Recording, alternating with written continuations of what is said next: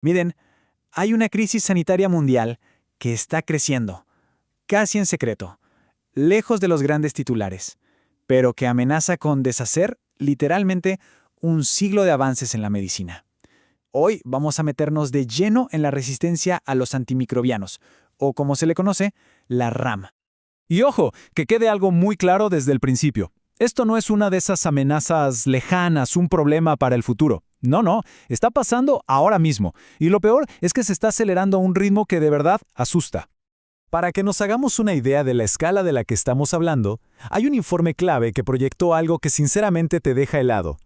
Para el año 2050, la resistencia a los antimicrobianos podría causar más muertes al año que el cáncer. Pensemos en eso por un segundo. Más que el cáncer. 10 millones. Esa es la cifra. 10 millones de muertes al año por culpa de las superbacterias si no hacemos algo ya. Es un número que de repente convierte una amenaza que suena abstracta en algo, en algo muy real y aterrador.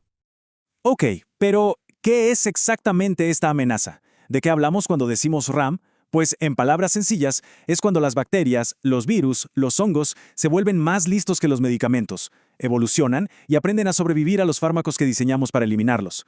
Y esto es grave, porque significa que cosas que hoy nos parecen simples, como una infección de garganta o hasta un corte, podrían volver a ser mortales.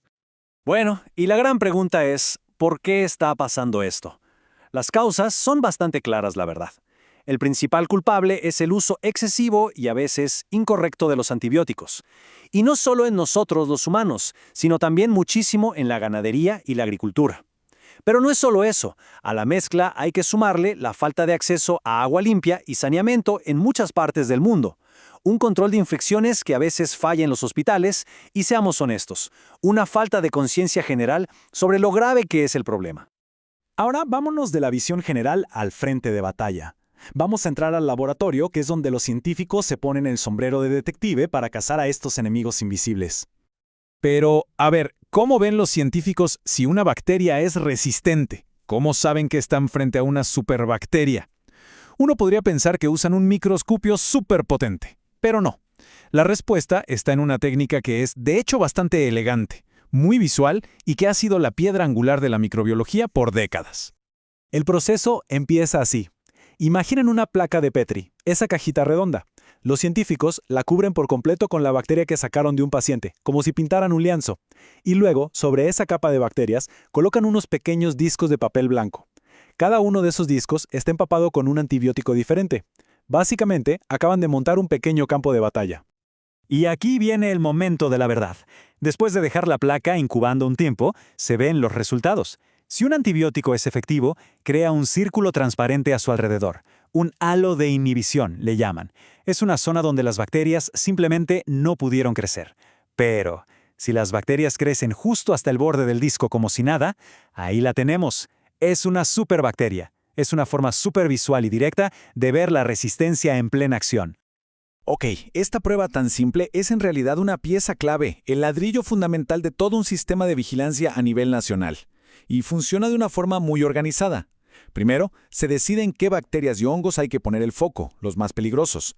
Segundo, se estandarizan las pruebas para que lo que hace un laboratorio en una ciudad sea comparable con otro en la otra punta del país. Tercero, todos esos resultados se suben a un sistema central. Y cuarto, los expertos en salud pública analizan toda esa data para ver tendencias, detectar brotes y, lo más importante, anticipar nuevas resistencias. Pero claro, todos estos datos de laboratorio no sirven de mucho si se quedan en un informe. Tienen que llegar al paciente. Y aquí es donde entra en juego un equipo de personas a las que podríamos llamar los guardianes de los antibióticos. Estos guardianes son parte de programas especializados que se conocen como PROA, o Programas de Optimización del Uso de Antimicrobianos, y su misión, aunque suene simple, es absolutamente crucial: asegurarse de que cada paciente reciba el antibiótico correcto, en la dosis correcta, en el momento correcto y solo por el tiempo necesario, ni un día más.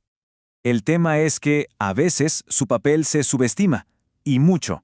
Como decía un experto clínico, en algunas instituciones el farmacéutico del equipo PROA termina siendo, tristemente, solo la persona que manda un correo mensual con el consumo de antibióticos, o sea, un generador de reportes. Pero, y este es el punto clave, La forma en que esto debería funcionar, el modelo ideal a nivel mundial, es un coliderazgo. El médico infectólogo y el farmacéutico, trabajando codo a codo. El rol del farmacéutico no es llevar las cuentas, no. Su rol es estar ahí, en las decisiones clínicas del día a día, junto al paciente. Como dice la cita, nunca debemos dejarnos quedar rezagados. Y aquí se ve clarísimo la diferencia que hace un equipo PROA. Pensemos en el escenario estándar. A un paciente se le da un antibiótico de amplio espectro, uno que mata de todo un poco.